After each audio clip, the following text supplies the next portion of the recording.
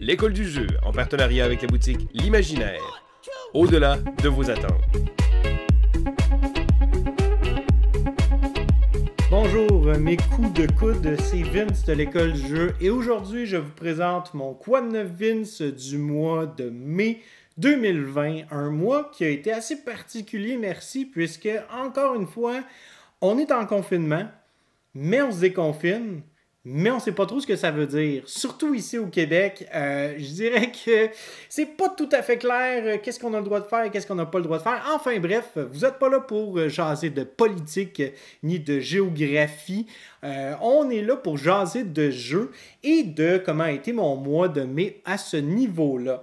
D'ailleurs, si ça vous intéresse d'en savoir davantage et de savoir à quel moment je parle de quel jeu, écoutez, allez voir dans la description, vous aurez des timestamps, des marqueurs de temps pour connaître les différents moments auxquels je parle de certains jeux. Donc, vous vous dirigez dans la vidéo selon votre bon vouloir, selon ce que vous désirez entendre de ma part.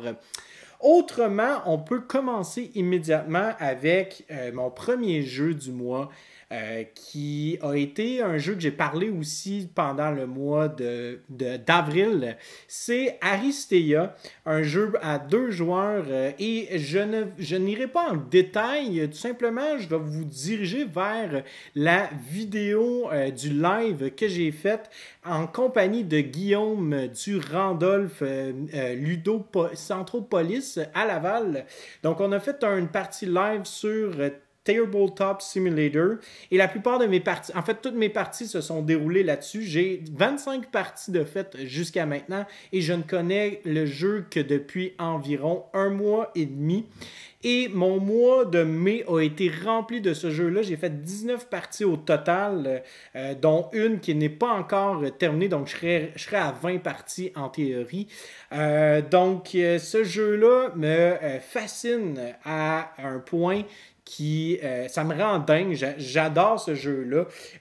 Dernièrement, j'avais des amis qui y jouaient et je me suis installé en tant que spectateur sur Tabletop Simulator pour les regarder jouer et voir en fait les stratégies qu'ils utilisaient, les coups, les actions qu'ils allaient faire, s'il manquait certaines choses ou s'ils réfléchissaient d'une manière différente que moi si j'avais été à leur place.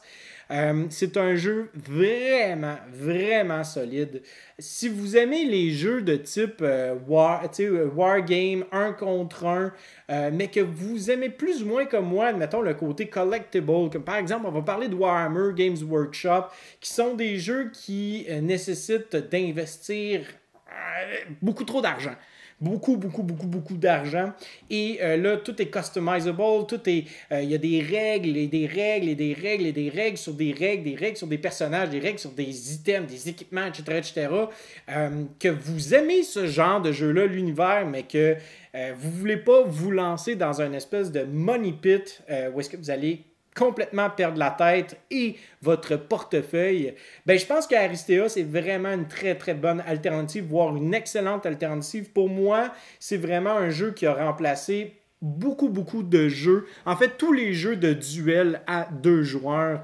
Présentement, j'ai envie de présenter ce jeu-là à tout le monde. Et ce qui est fascinant, c'est que plus que je joue au jeu, plus je découvre des couches de stratégie, des couches de tactique, mais aussi des choses par rapport au jeu, comme par exemple, c'est un jeu en fait où est-ce qu'on va rouler énormément de dés. T'sais, on ne se le cachera pas, il y a beaucoup de dés.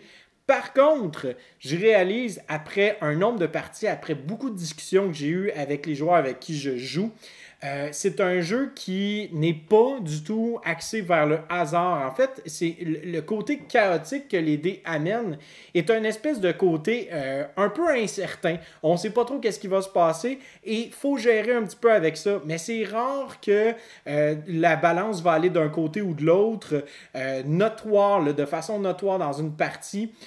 Ça va vraiment tout le temps être balancé et il n'y aura jamais de grandes surprises, de grands « Oh my God, c'est donc bien, ça vient de flancher ma partie ». Bien au contraire, les joueurs sont appelés à se positionner de façon stratégique. Il faut se placer, se diriger et surtout éviter à tout prix de lancer des dés si c'est pas dans le but de faire des points. Parce que oui, c'est le fun de se battre, mais Aristea, avant toute chose, c'est un jeu où est-ce qu'on doit faire des points et les points ne sont pas nécessairement axés sur détruire l'équipe adverse. Mais au-delà de tout ça, au-delà de tout ce côté-là stratégique, ce qui est vraiment, vraiment hot, c'est le fait qu'on crée notre équipe de A à Z. On crée une synergie entre différents personnages. Et dépendamment, en fait, de chaque personnage, on peut aussi créer une synergie entre les cartes, notre deck que l'on va construire. Parce que chaque personnage vient avec 4 cartes différentes. Et parmi ces 4 cartes-là, on en choisit 2. Et il y a des personnages que les 2 cartes, quand elles sont combinées ensemble, ça fait c'est incroyable. On peut avoir un combo abominable qui va vraiment, vraiment être excessivement fort. Et c'est ça qui est très intéressant, c'est le fait qu'on a des possibilités extraordinaires, incroyables à travers tout ce jeu-là. Et non seulement ça, il y a un côté aussi méta qui n'est pas encore fixe dans le sens où est-ce que quand on regarde les statistiques de chaque mois, toutes les parties qui ont été faites, les différents tournois qui ont été faits sur Tabletop Simulator ou juste en version physique, il y a toujours des personnages qui sortent de nulle part, que c'est une grosse surprise qu'on fait comme « Ah, ben ce personnage-là a été sélectionné le plus dans un tournoi, alors qu'on ne s'attendait pas à ça, parce que ce personnage-là, soudainement, il y a des joueurs qui ont commencé à trouver des combinaisons qui étaient vraiment fortes ensemble. Bref, il y a tout le temps une espèce de côté évolutif et l'espèce d'équilibre est vraiment, vraiment présente parmi tous les personnages. Donc, vraiment, moi, en tant que tel, je me suis inscrit à un tournoi international sur Tabletop Simulator. Je vais jouer avec des gens, des Russes, des Italiens, des Allemands, des gens de l'Amérique du Nord. Bref, je vais jouer contre différentes personnes. J'ai hâte. Je vous en donne les nouvelles. Je vais faire une critique bientôt. Je vais recevoir aussi du matériel de la compagnie. Je vais faire une critique par rapport à tout ça. Je vous reviens avec vraiment quelque chose de très, très large. Puis, je vous encourage grandement, si vous aimez le type de jeu duel, 1 contre 1, avec énormément de stratégie, de profondeur, et surtout que vous n'avez pas peur nécessairement de tactique, de devoir vous virer de bord sur un dixaine en bon québécois. Allez voir ce jeu-là. Définitivement, là, il y a vraiment de quoi, il y a une perle qui a vraiment de quoi d'extraordinaire dans ce petit trésor-là, Aristea. On continue avec Cosmic Encounter. Donc, j'ai joué sur Tabletop Simulator et c'est un des premiers jeux que j'ai décidé de m'acheter un mod, un MOD qui appelle. Donc, un mod, ce que c'est tout simplement sur Tabletop Simulator, nous avons des versions officielles payantes de certains jeux. Cosmic Encounter en est un et je me suis dit, ben pourquoi pas, je vais payer 10$, je vais jouer avec mes amis et je veux voir aussi s'il y a vraiment une distinction entre un mod qui est gratuit et un mode payant. En effet, il y a une belle différence. Par contre, je ne dirais pas que celui-là, le mode, est à se jeter à terre, mais il fait vraiment le travail. Et Cosmic Encounter est un de mes jeux préférés de tous les temps, simplement parce que c'est un jeu qui n'est pas axé sur la victoire, mais bien sur créer des situations. Et moi, en tant que tel, ma définition du jeu de société, le but du jeu de société n'est pas de gagner ou de performer, mais bien de créer des situations réelles entre des êtres humains à partir de quelque chose de matériel qui n'est pas vivant. Et pour moi, Cosmic Encounter vient donner la définition propre de ce qu'est un jeu de société. On a envie des fois de s'arracher les cheveux, on a envie on a envie de s'enrager les uns contre les autres, mais ça reste que Cosmic Encounter crée des situations parce que des fois, on a cette espèce de symbiose-là, une espèce de coopération organique qui se crée autour de la table. Pour moi, c'est fabuleux ce jeu-là. Si vous n'avez jamais joué d'ailleurs à Cosmic Encounter, je vous encourage grandement à aller voir et surtout de ne pas prendre le jeu au sérieux puisque le core du jeu, le cœur même, le nerf de la guerre, ce sont les pouvoirs de chaque joueur que chaque joueur va obtenir en début de partie puisqu'on obtient une race et cette race-là a un pouvoir. En anglais, on dit broken, donc un pouvoir complètement brisé qui détruit tout toutes les règles habituelles. Donc, on a cette espèce de couche de règles-là habituelle. Et là, soudainement, on a un personnage autour de la table qui dit, ben cette règle-là, elle n'existe plus. Je la détruis quand moi, je suis impliqué dans un combat. C'est tellement le fun parce qu'à chaque fois, moi, quand je suis en début de partie, je regarde mes deux personnages, les deux races qui me sont données. Il faut que j'en choisisse une. Déjà là, c'est difficile, c'est un choix qui est déchirant. Et là, chaque fois que je lis les races des autres personnages, je m'étonne toujours à faire « Ah, c'est donc ben... Ben voilà, t'as ça, toi. Ah ben là, qu'est-ce qu'on va faire? C'est ben trop fort. » Et là, on est tout le temps en train de se dire « OK, les autres joueurs sont beaucoup trop puissants, va falloir s'allier contre eux ou s'allier avec eux-mêmes. » Mais en tout cas, si vous n'avez jamais joué à Cosmic Encounter, je vous encourage fortement à aller jouer. Peut-être que ce ne sera pas votre style, mais notamment, vous ne resterez pas indifférent à votre partie. Et surtout, c'est le genre de jeu que vous allez pouvoir raconter une histoire par la suite.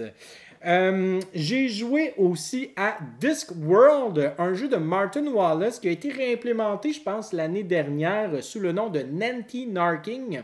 Discworld est un jeu de chaos où on va avoir un personnage en début de partie et ce personnage-là va nous dicter notre condition de fin de partie. C'est-à-dire que nous, on va gagner d'une manière X, Y, Z. C'est un jeu de contrôle de territoire.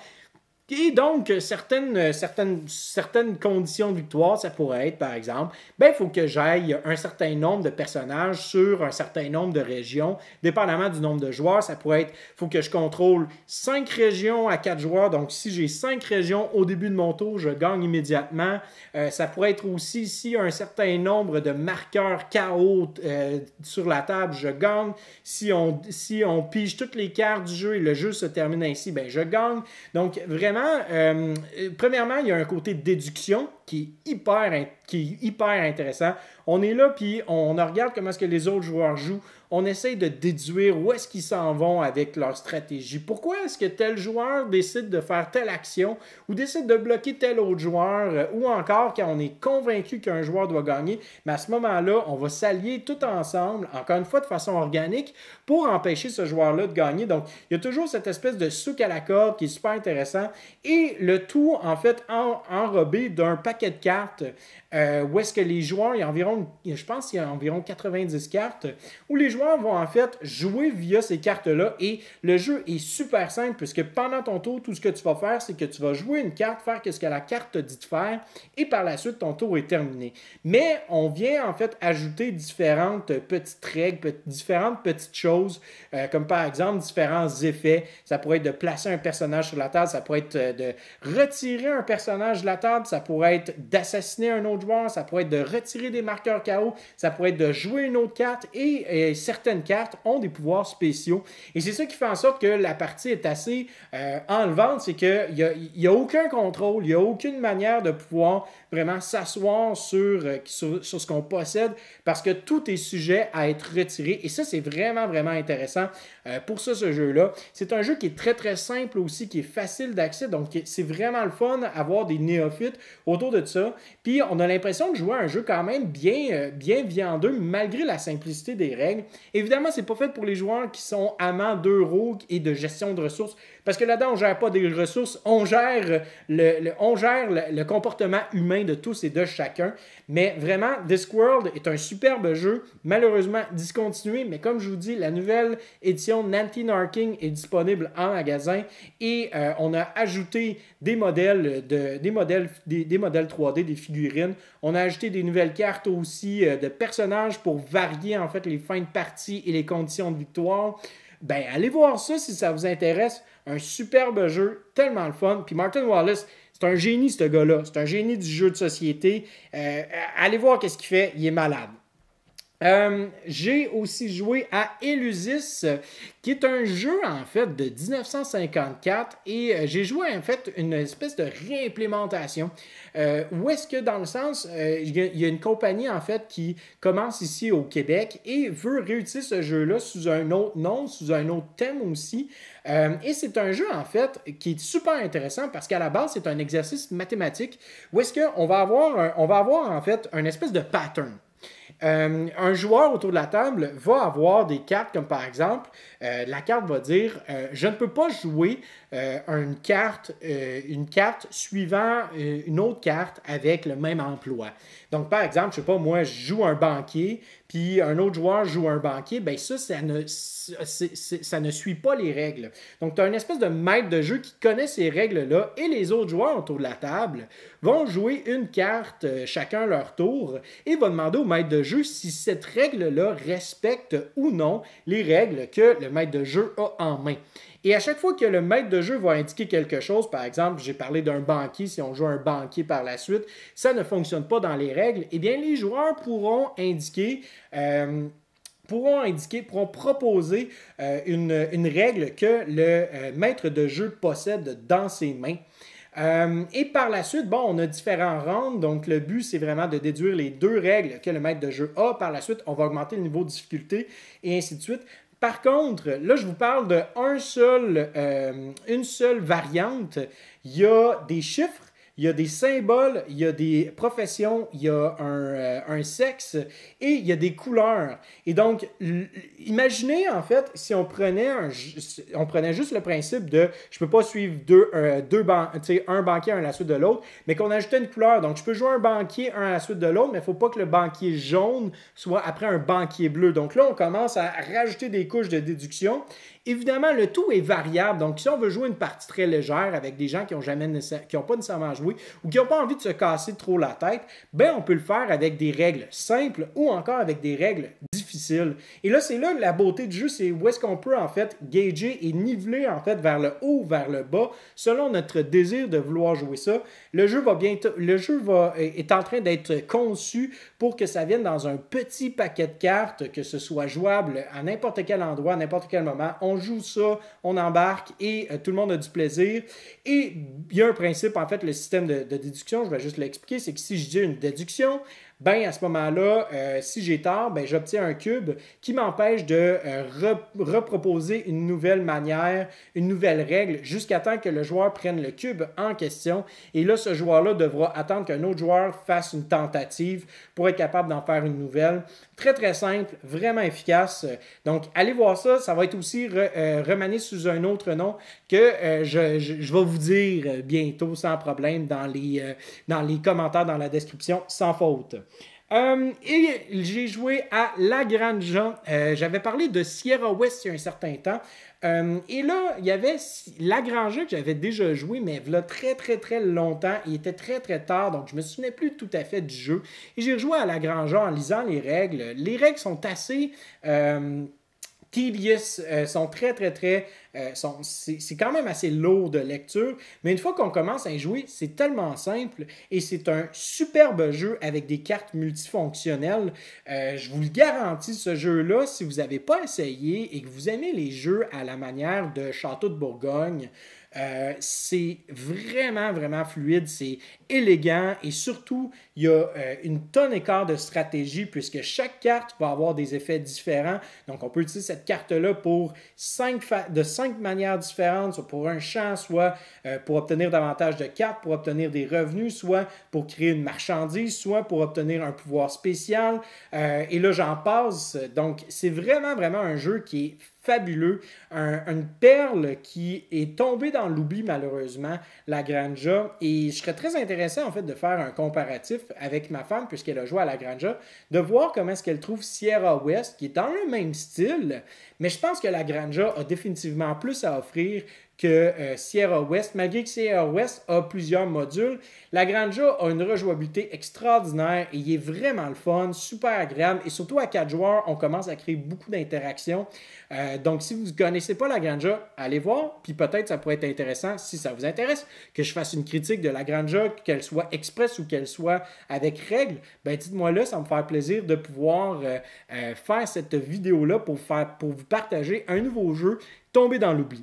Je continue avec London Second Edition. Donc, on a rejoué à London, jeu extraordinaire, une belle pantoufle qui amène toujours son lot de décisions critiques cruelles et que là, on se demande tout le temps, qu'est-ce que je dois faire?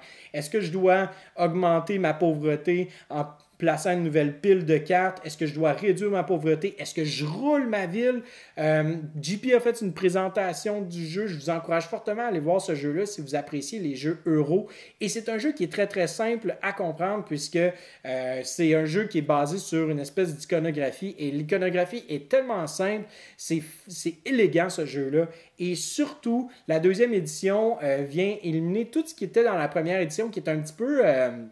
pas de trop, mais qui faisait en sorte que le jeu avait une coche un peu trop compliquée à comprendre. Là, on obtient un jeu qui est simple, qui est streamlined, qui est parfait à montrer à plein de gens et surtout qui se joue en très très peu de temps.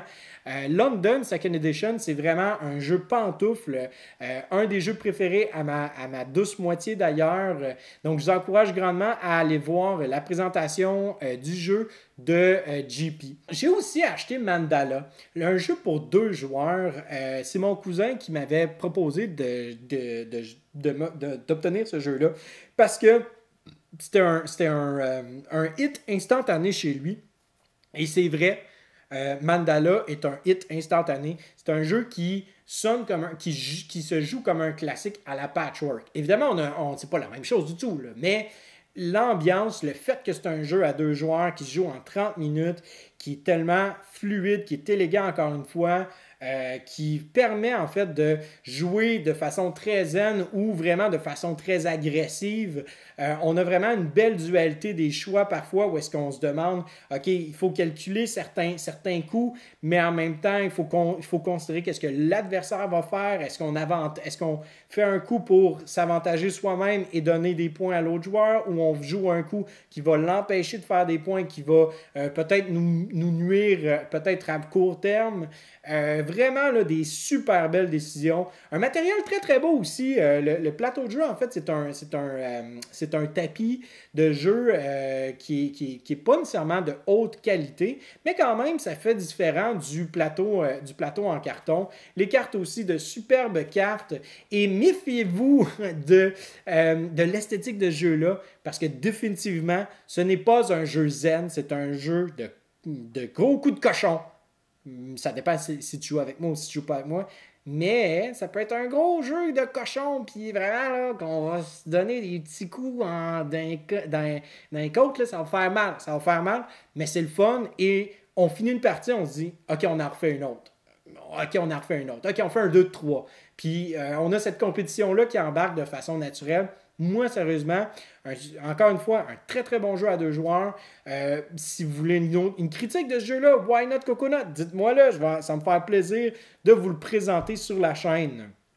Je continue avec un jeu prototype qui n'est pas encore disponible, mais ce jeu-là se nomme Megapulse Hyperdrive, un jeu par un Québécois, où est-ce qu'on a cette espèce d'univers-là de Mario Kart, sci-fi, cyberpunk, où est-ce que les joueurs vont avoir leur bolide, leurs espèces de voitures de course sci-fi, et le but c'est vraiment simple, c'est de faire un certain nombre de laps, de tours, de pistes, et arriver le premier. On a des cartes en main, on a 7 cartes, et à chaque tour, en fait, on va jouer de façon simultanée, face cachée, nos cartes. On en choisit 2 parmi les 7 et on les révèle, et par la suite, ça va faire différents effets. On avance notre bolide, on fait les effets de nos cartes, on fait ça dans l'ordre qu'on veut. On peut activer nos 2 cartes, avancer, activer une carte, avancer, activer l'autre carte. Ou on peut avancer, activer nos cartes par la suite. Bref, on décide, c'est vraiment libre à nous et on se rentre dedans. On peut se donner des petits coups, on peut rentrer les autres dans les murs, on peut mettre des bombes pour ralentir les autres joueurs. J'avais une certaine appréhension parce que je dirais que le côté thématique très très fort vient parfois un peu me rebuter en tant que joueur, puisque j'ai l'impression que parfois on veut mettre beaucoup de saveur autour du thème alors que le thème ne se vit pas nécessairement autour de la table, que ce soit au niveau du méta du jeu ou encore au niveau des mécaniques qui sont présentées. Et dans Megapulse Hyperdrive, Je me suis perdu dans le thème, je me suis perdu aussi dans l'effet de course et dans le fait qu'on peut se donner des petits coups de coude toujours et encore. Moi, c'est ça qui m'a fasciné de ce jeu-là. Et je vous encourage grandement, en fait, à aller voir la partie que j'ai faite en live sur notre chaîne. Je vais mettre un lien vers la vidéo en question. Je vous encourage aussi à aller voir la page Facebook de Orion Games, qui est la compagnie qui va présenter le jeu sur Kickstarter très bientôt. Enfin bref, un jeu de course qui aura énormément de variantes, de variétés, tant au niveau des courses qu'au niveau des pouvoirs de joueurs, des cartes aussi, amélioration. Il y aurait tellement à dire sur ce jeu-là, mais je pense que vraiment la meilleure manière de pouvoir voir de quoi ça a l'air, c'est d'aller voir la vidéo. Et dès que j'aurai peut-être une copie physique, qui sait, peut-être que je pourrai faire une critique immédiate dans l'immédiat avec vous. Mais comme je vous dis, vraiment, la partie en live a vraiment été superbe. Ça a vraiment bien été. C'était agréable, c'était le fun. Autour de la table, on avait du plaisir. Et surtout, on se chamaillait beaucoup.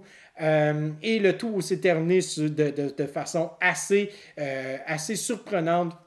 Enfin bref, allez voir ça si ça vous intéresse. Ce sera bientôt sur Kickstarter et le designer est encore en processus de voir quelles sont les différentes options possibles à travers ce jeu-là. Qu'est-ce qu'on peut rajouter, qu'est-ce qu'on peut modifier pour améliorer toujours l'expérience de jeu. Megapulse Hyperdrive, un superbe jeu que j'ai hâte de rejouer et que probablement que j'aimerais ça l'obtenir. Qui sait, on ne sait jamais. J'ai pas de jeu de course vraiment. Et là, ça pourrait être un très très bon jeu de course avec une belle thématique.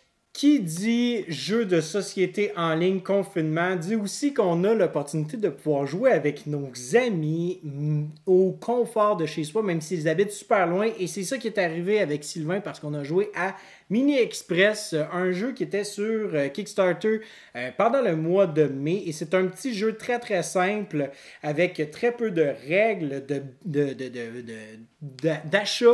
d'achat d'actions versus positionner des tuiles, des pistes, des tracks de chemin de fer sur un plateau et augmenter en fait la valeur de notre revenu dans chacune de ces compagnies-là. Je dirais que c'est pas un jeu que j'ai apprécié personnellement. J'ai trouvé que c'était bien, mais en même temps, j'ai pas compris nécessairement l'intérêt de jouer à ce jeu-là. Comparativement à d'autres jeux qui sont dans le même style, j'ai trouvé aussi que c'était un peu long. C'était bien, mais moi, ça m'a vraiment pas fait. C'est pas un jeu que j'avais envie de backer du tout sur Kickstarter, contrairement à Sylvain, que lui a vraiment apprécié. Pour ma part, j'ai trouvé ça très oui, il y avait des stratégies, oui, il fallait s'adapter, oui, c'est bien, mais il n'y a rien qui m'a vraiment charmé, moi, qui m'a renversé, que j'ai fait comme « Oh wow, ok, voici la petite twist qui rend ce jeu-là différent des autres. » Parce que pour moi, j'ai pas trouvé que ce jeu-là était nécessairement distingué, qui faisait en sorte qu'il sortait de la masse. Encore un autre jeu, un petit jeu de train très simple où est-ce qu'il faut acheter des actions. Et c'est très circonstanciel aussi. Je trouve que des fois, il y a comme, bon, OK, on va faire ça parce que c'est ça le bon coup à faire. Mais au final, est-ce que c'est vraiment ça qui va payer? Puis au final, tu sais, c'est ça, j'ai trouvé que c'était surtout ça. Tu sais, il y avait des choses qui étaient évidentes que, OK, on va faire ça, c'est normal de le faire. Mais qu'au final, ben, ça paye pas. Ou, tu sais... Ben, au final, la personne qui gagne, c'est circonstanciel. J'ai pas l'impression qu'on a assez de contrôle pour pouvoir vraiment avancer vers une ligne directrice puis dire, OK, moi, c'est sûr certain que je veux gagner, donc je vais pouvoir utiliser cet endroit-là, cette ligne directrice-là pour gagner la partie.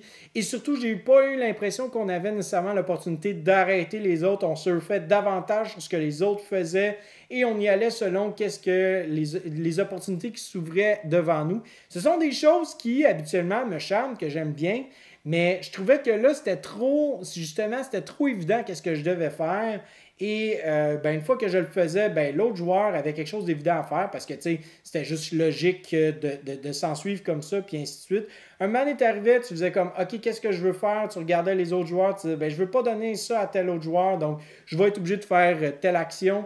Donc, c'est ça, j'ai trouvé que, je sais pas, j'avais pas vraiment de dilemme à chaque fois que j'essayais de me lancer puis faire un coup. Enfin bref, probablement certaines personnes vont beaucoup apprécier ce genre de jeu-là parce que justement, c'est pas un jeu qui est nécessairement agressif ou qui est violent ou qui va vraiment faire en sorte que là, oh my goodness, OK, là, j'ai des choix vraiment, vraiment déchirants, puis là, quelqu'un vient de faire de quoi, puis ça a comme brisé totalement mes plans.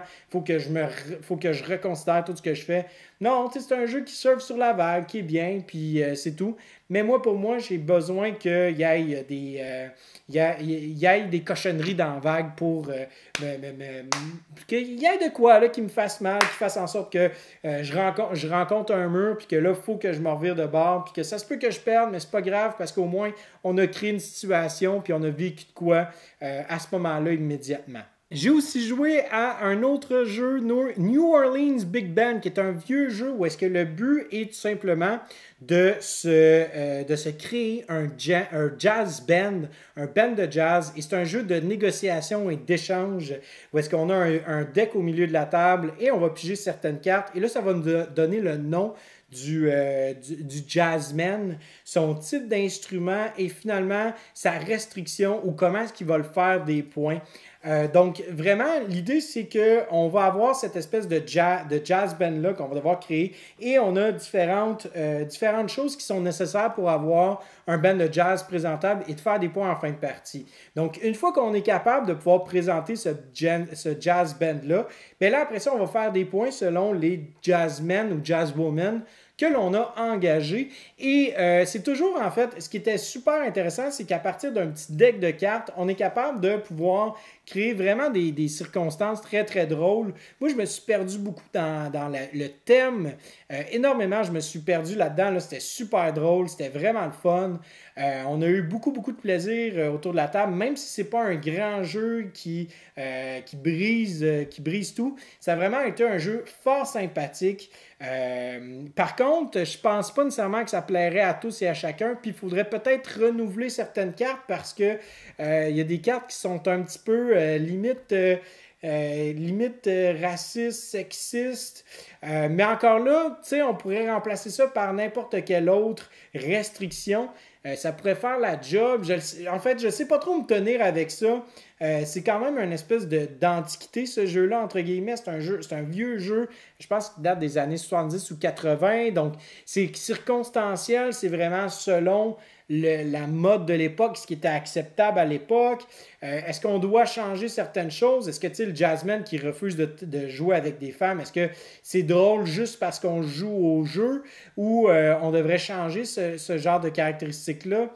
C'est juste de l'écriture aussi qu'il y a sur les cartes. Donc ça on pourrait rajouter en fait peut-être une espèce d'image loufoque de ce jazzman-là. On pourrait créer aussi certaines icônes qui permettraient aussi la lisibilité plus rapide des cartes parce qu'à un moment donné, on peut se retrouver avec 15 ou 16 cartes différentes. Donc là, c'est tout le temps une question, OK, qu'est-ce que lui fait déjà? Qu'est-ce que l'autre fait déjà? Donc, je ne sais pas trop me tenir par rapport à ça. J'ai bien aimé l'expérience, somme toute, mais c'est définitivement un jeu qui mérite d'être retravaillé et qui va probablement bientôt, qui va peut-être ressortir, qui sait, très bientôt, sous un autre nom, sous une autre bannière. On verra qu'est-ce qui se passe avec ce jeu-là, mais définitivement, il y avait de quoi d'intéressant et je pense que ça peut être un très, très bon jeu d'introduction à la négociation. Et finalement, j'ai rejoué une partie de Natsumemo. Ceci étant dit, c'était sur Tabletop Simulator. Natsumemo est un excellent jeu. J'ai fait une critique sur celui-ci d'ailleurs. C'est un roll and write japonais où est-ce qu'on va représenter des collégiens qui veulent organiser leur temps estival entre les devoirs à faire versus leur sortie et avoir cette espèce de vie sociale-là. Je dirais que c'est un excellent jeu. Par contre, autour d'une table, il y a vraiment de quoi de plus vivant, de plus intéressant aussi. Sur Tabletop Simulator, encore une fois, on se retrouve un peu dans cette espèce de dualité-là où est-ce que c'est le fun, c'est drôle, mais pas autant que quand on est tous ensemble et que là, on a cette espèce d'ambiance de party-là qui commence à se mousser. Alors que sur Tabletop Simulator, on n'a pas les réactions immédiates de chacun des joueurs.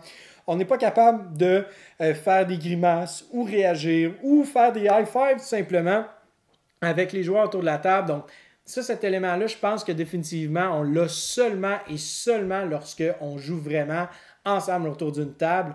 Mais j'ai quand même aimé ça et c'est un des prochains jeux que je veux sortir quand on va être capable de pouvoir quand on va pouvoir se revoir puis tout ça. Vraiment un jeu, je veux mettre ça en table, là, c'est tellement le fun dans Mémo. Allez voir la critique que j'ai faite, ça en vaut définitivement le coup. Et une version en français bientôt va être disponible. Je vous encourage fortement à suivre tout ça. J'aimerais ça remercier Balado Ludique qui m'a invité en fait à leur grande messe ludique. À chaque dimanche, on s'est pendant tous les dimanches du mois de mai, on s'est rejoints et on parlait d'un sujet spécifique. Donc j'aimerais remercier beaucoup Balado Ludique qui m'a permis de pouvoir participer à leur chronique. Et aussi, j'aimerais les remercier de m'avoir invité pour leur espèce de soirée jeu TTS où est-ce que j'ai pu jouer à différents jeux, notamment New Orleans Big Band, Natsumemo et Eleusis. Donc vraiment, je vais mettre dans la description en fait le lien vers la vidéo Twitch où est-ce que j'ai joué à ces jeux-là. Donc si ça vous intéresse, allez voir ça, c'est super intéressant, c'est vraiment le fun. On a vraiment eu du plaisir et surtout, ben c'est ça, écoutez, ils sont en progrès par rapport à un projet que malheureusement, je ne sais pas trop si j'ai le droit de vous en parler ou non, mais bref, allez les voir, allez liker leur page Facebook, allez voir qu'est-ce qu'ils font, c'est des super gars, très expérimentés dans le jeu, qui ont une belle opinion, qui sont sensés, qui sont réfléchis, mais qui ne se prennent pas trop au sérieux. Et c'est ça la beauté du hobby, c'est que tout le monde, on essaie d'avoir l'air sérieux autour du jeu, mais au final, on a toute l'air d'une gang tu sais, c'est ça, on a du fun, puis regarde, on se prend pas trop au sérieux, là. Alors, c'est ce qui conclut la portion de jeux joués pendant le mois de mai. Maintenant, je vais vous parler de la contribution des différentes vidéos que j'ai faites pendant le mois de mai. Donc, la première vidéo que j'ai faite, ce sont sur La première vidéo, c'est sur les grands auteurs de la série Les Grands Auteurs. Stefan Feld, un auteur que j'affectionne particulièrement. C'est un auteur que je trouve vraiment, vraiment prolifique. Très, très, très efficace dans ce qu'il fait, mais aussi c'est un auteur qui est malheureusement très méconnu pour ses autres jeux qui sortent vraiment des sentiers battus de ce qu'il fait habituellement, et je pense que ça vaut définitivement la peine de se pencher sur son travail en tant qu'auteur à l'extérieur du fameux maître de la salade de poing que l'on connaît. Beaucoup de contributeurs aussi ont participé. Je remercie énormément tout le monde, cette espèce de brochette de gens-là qui vient des quatre coins de la francophonie. C'est vraiment, vraiment cool.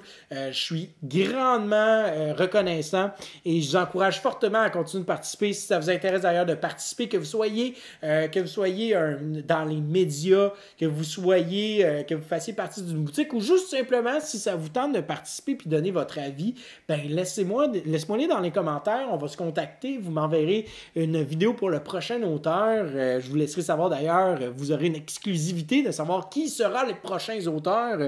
Et ensuite de ça, j'ai fait 2 lives ce mois-ci, donc j'ai été moins efficace sur les lives ce mois-ci. Pas par manque d'intérêt, simplement parce que mon groupe, on s'est dit qu'on voulait, mon groupe avec qui habituellement je fais les lives, on s'est dit qu'on voulait prendre ça entre nous, bien relax. Puis c'est correct aussi, hein, on n'est pas toujours obligé de s'exposer aux médias, on peut aussi décider de jouer entre amis sans avoir la pression de bien paraître au micro. Mais sinon, j'ai fait 2 lives. Donc le premier, c'est Mechapulse Hyperdrive, un jeu que j'ai mentionné juste un peu avant dans la vidéo. Superbe jeu de course. Et là, vous avez vraiment dans cette partie-là, vous avez les explications de l'auteur. Vous avez une partie qui est jouée finalement, une tonne et quart d'opinions personnelles, des questions que l'auteur avait pour nous en lien avec le développement de son prototype. Très, très, très intéressant comme discussion. J'ai fait aussi un top 10 à 2 joueurs avec ma douce moitié Nancy. Une vidéo qui a été grandement appréciée. Puis c'était très le fun d'avoir autant de commentaires positifs à l'égard de Nancy. Et je vous annonce officiellement qu'elle va récidiver dans le mois de juin et ce, très bientôt. Donc, restez à l'affût sur les ondes de l'école du jeu. Vous aurez, encore une fois, Nancy. Donc, voilà.